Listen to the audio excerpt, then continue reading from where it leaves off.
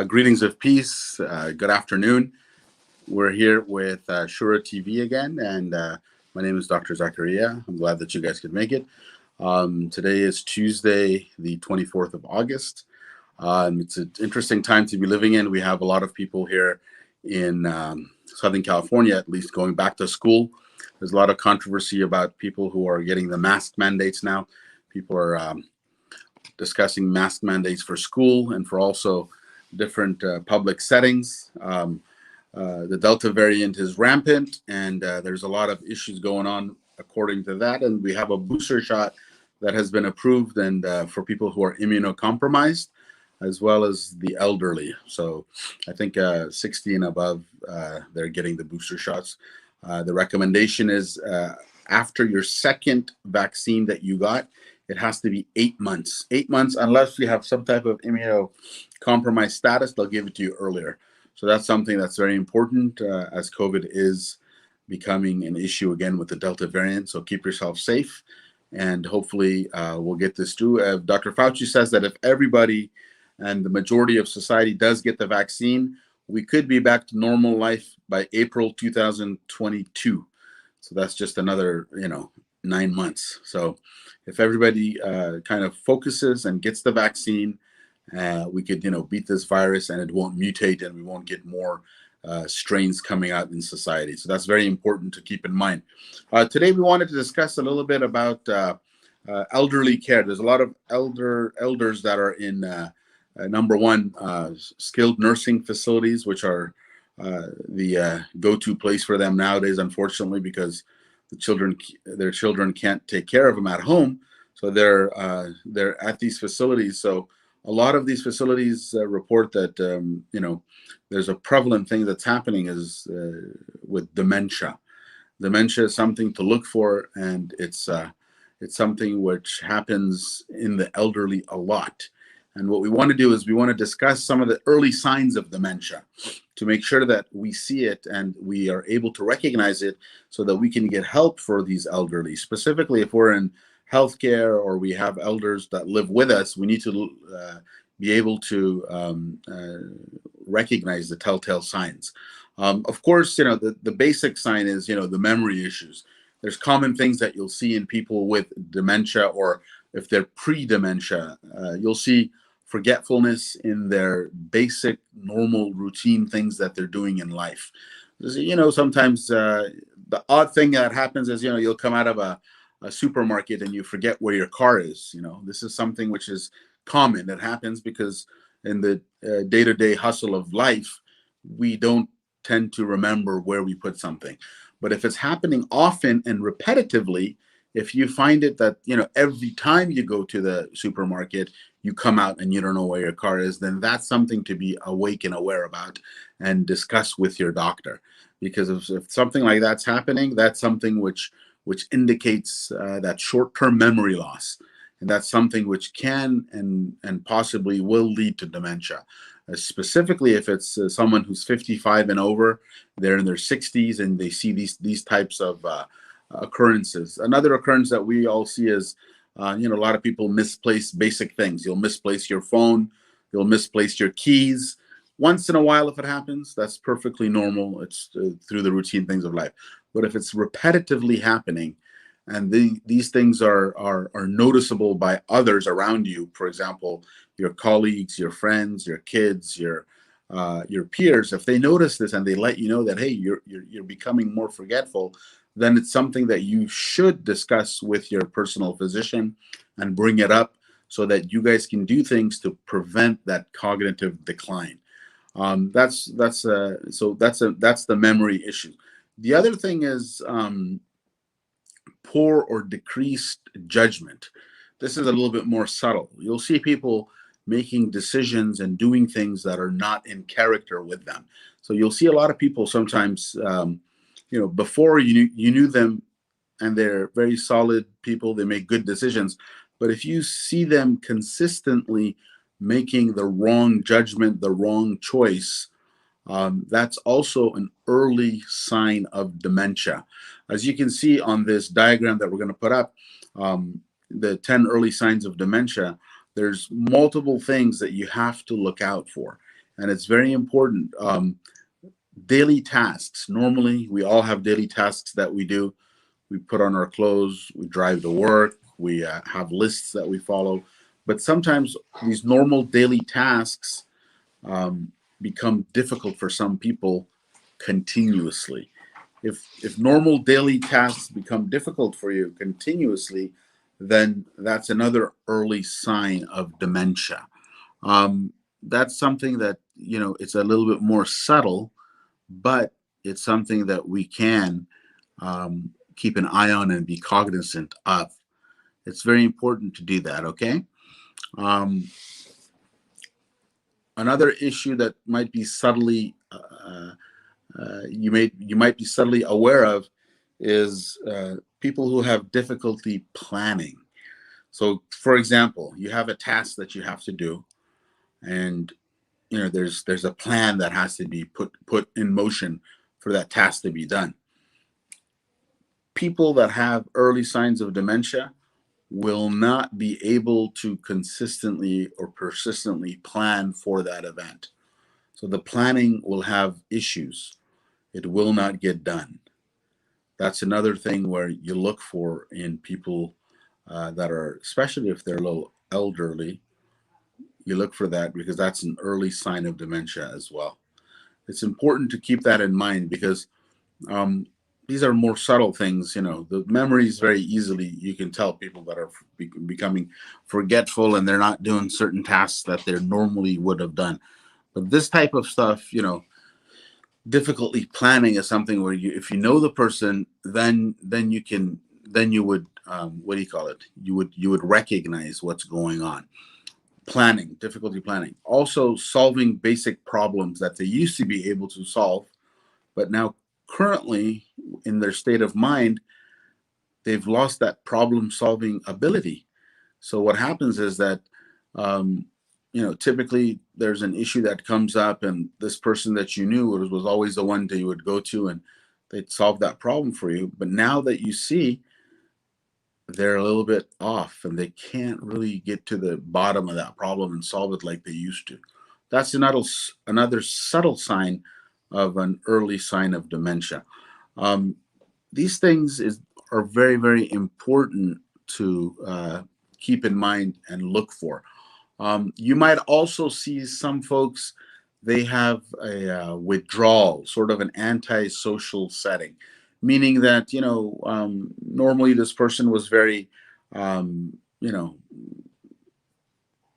social. You would see them, interacting normally with their families, with their loved ones, with their friends.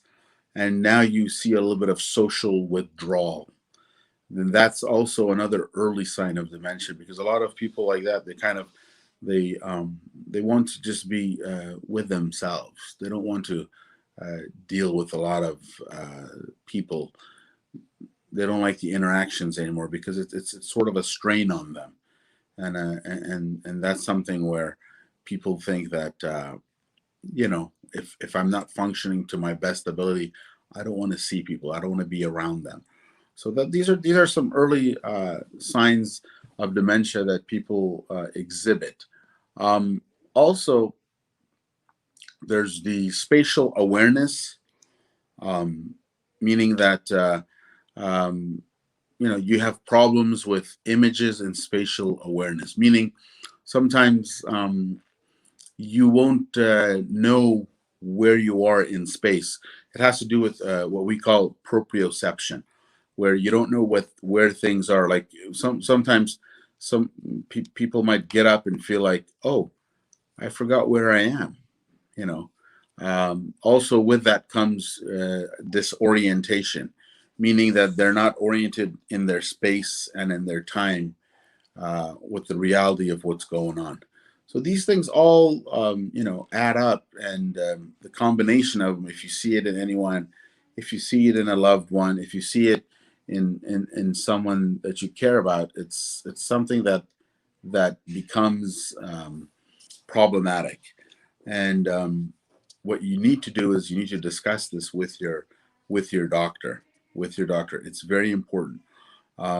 Sometimes the elderly specifically because they tend to keep to themselves and they don't interact a lot. People say, okay, well, they're getting old, just leave them to be, let them do what they're doing. But that's not the correct thing to do. It's much more healthier to engage with them, talk to them, ask them how they're feeling, ask them how their thought processes are. Are they feeling down? Are they feeling upbeat? Are they feeling excited? What's going on? Discuss what's going on in the world with them. There might be some things going on that they're kind of stressed about and they need to just talk to someone about. That's very important to keep in mind.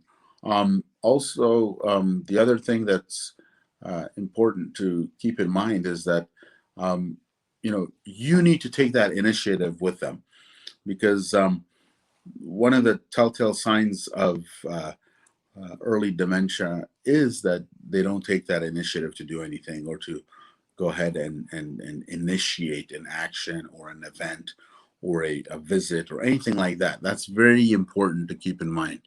Um, uh, you know, and it comes with a change in personality and a change in their behavior. So if you keep in mind these things, I think it'll lead to having a much better productive time with elderly and with seniors in terms of their cognitive health. Um, there are things that you can discuss with their physician and talk to them and tell them and let them know that these things you've noticed. If you're their caretaker, or if you're just a loved one, if you're their daughter or their son or anyone like that, you let people know. You let the doctor know. Say, hey, this is what's happening.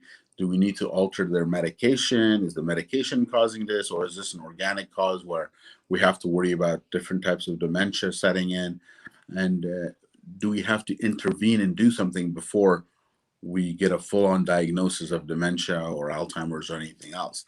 This is important because um, when you see your physician or your elderly parents or uncles or aunts or grandfather or grandmother's physician, if you ever go with them, you need to advocate for them. Number one, advocacy starts from uh, analyzing and reviewing what medications they're on. It's always a very, very good idea to, once every 3 to 4 months, review medication with the doctor. Um, Review it so that you make sure that these signs of dementia that you have noticed are not caused by some medication that they've been prescribing or an interaction of the medication, which can cause some of these signs.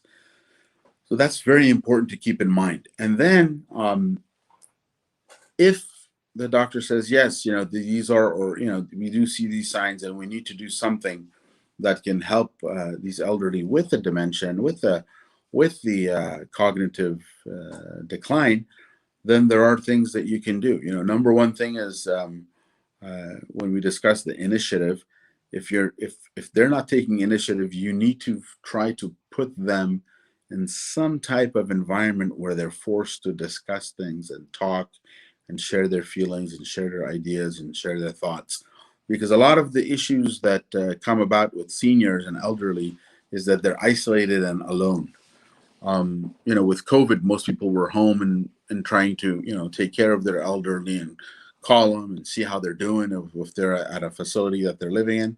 But here, what we need to do is try to engaging them and talking to them and asking how they're doing, what their plan is for this week, how their health is. They have an appointment. Maybe we can take them to an appointment. Maybe we can spend some time with them. That would be the best thing that you can do to alleviate some of this withdrawal and some of this antisocial behavior. Even though it might be difficult for you to initiate because you're a busy person, you might not have time, but it's important to give that attention and give that time to the elderly, and it will help them with those signs and symptoms. It'll decrease them. The other thing that you can do is if you're a senior or you have access or you're taking care of a senior, is to have them learn something new. Learning something new is very important because what that does is that kind of rejuvenates the neurons in the brain, and it causes new synapses and new electric firing of those synapses so that the brain is kind of refreshed and kept rejuvenated. That's very important. That's the best thing they can do. If they learn something new, learn a new language, learn some new app that they're using on the instead of just looking at Facebook and going through people's stories, maybe they can create a story. Maybe they can create a graphic. Maybe they can learn to post or do something which they haven't been monotonously doing before. These things will increase the functionality of the brain, and it will help them kind of rejuvenate that system. Um, but if they do have, dementia, um, there's no real treatment for dementia or Alzheimer's, as they call it, when they get to a certain stage with certain symptoms and signs. There's no real treatment at this point. There are some medications that the doctor will give you. There are some that have shown symptomatic relief, but it hasn't addressed the root causes. And that's what's being researched currently. One thing that we saw advertised before was cognitive rejuvenation, or what they call cognitive. Uh,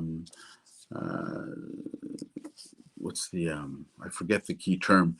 There's a key term that they use: cognitive rejuvenation, cognitive behavioral therapy. So these things, if your senior is on Medicare, they can actually get the cognitive behavioral therapy (CBT), and Medicare pays for it. What they get to do is they go sit down with a therapist and they discuss how they're feeling, what's happening to their thoughts, and if they're having difficulty getting those thoughts out, if they're having difficulty formulating anything, if they're having difficulty with their social interactions, if they're forgetting things, they can sit down and discuss things with a therapist. And a lot of times their insurance, which is most likely than not Medicare, covers it. So that's something where you can have these seniors regularly take advantage of. They also can get what's known as physical therapy or home physical therapy. Their Medicare covers that. You should ask your doctor to give them home physical therapy, where a physical therapist comes to their house 2 or 3 times a week and actually puts them through the exercises so that their cognitive functioning is improved. This is something which you can take advantage of. Most people do not. Most people do not. So you don't have to nowadays. You don't have to go to these facilities or to these doctors or to these physical therapists. They'll come to you as long as your doctor orders it for you. And for that to happen,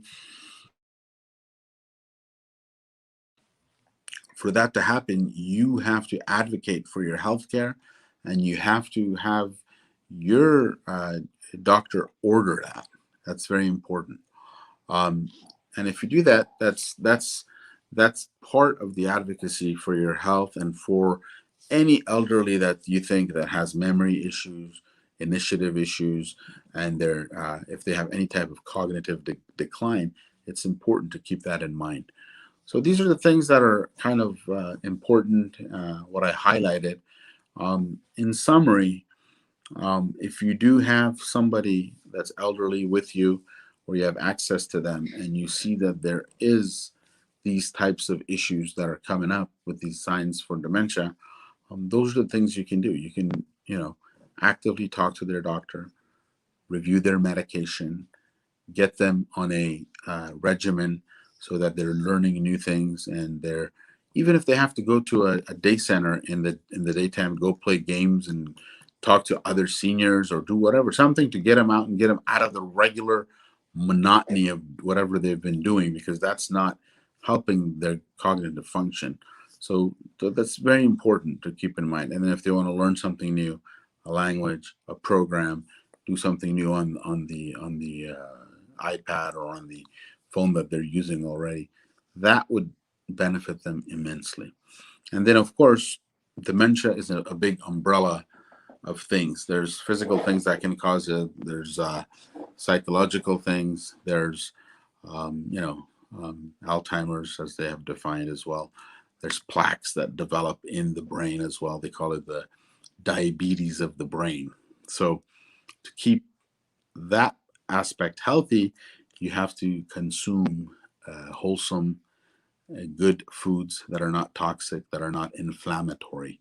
So if you're young and you don't want to get dementia, it's very important for you to be cognizant of what you're eating, of what you put in your mouth, what types of things that you take in, so that you have a healthy cognitive life later on. It's very important.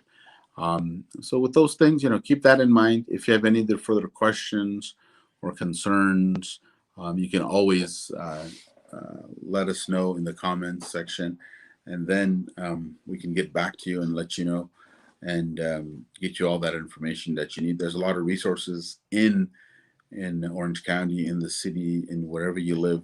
If you check with the county, they have a lot of resources for cognitive development and cognitive decline and dementia, and they have a lot of senior resources as well.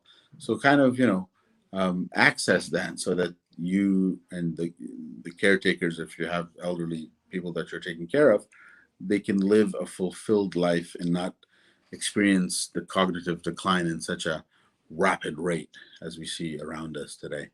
So, with that, I'd like to bid you farewell, and we'll see you next week. Thank you for joining. And if you have any questions or queries, please put them in the comments. Take care, and we'll see you next week.